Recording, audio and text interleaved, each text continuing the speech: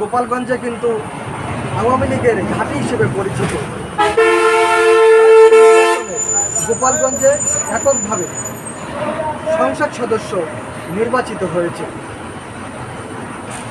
গোপালগঞ্জে কিন্তু নিষিদ্ধ ঘোষিত আওয়ামী লীগের আগামীকাল প্রতিষ্ঠা বার্ষিকী।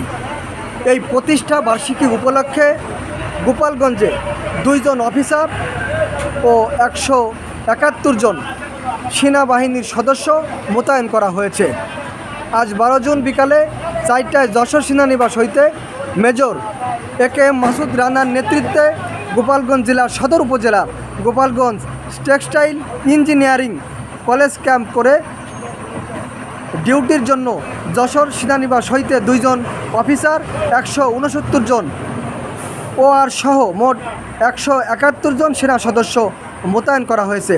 সেনাবাহিনীর 2 অফিসার সহ 171 জন সদস্য সন্ধ্যা 7টা 30 মিনিটের দিকে গোপালগঞ্জে পৌঁছায়। ইতিপূর্বে দেখেছেন গোপালগঞ্জে কিন্তু বিশেষ দিনে নিষিদ্ধ ঘোষিত আওয়ামী লীগ তারা কিন্তু টায়ার জ্বালিয়ে রাস্তায় গাছ ফেলে তারা রাস্তা অবরোধ করে বিশেষ দিনগুলো তারা পালন করছে। সব মিলে যদি আমি বলি যে গোপালগঞ্জে জেলা পুলিশের পক্ষ থেকে এবং সেনাবাহিনীর পক্ষ থেকে যে নিরাপত্তার যে চাদর সেই চাদরে কিন্তু ঢেকে রাখা হয়েছে।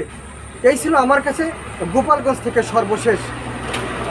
রাহেন মুন্সি জসিম, 21 টেলিভিশন।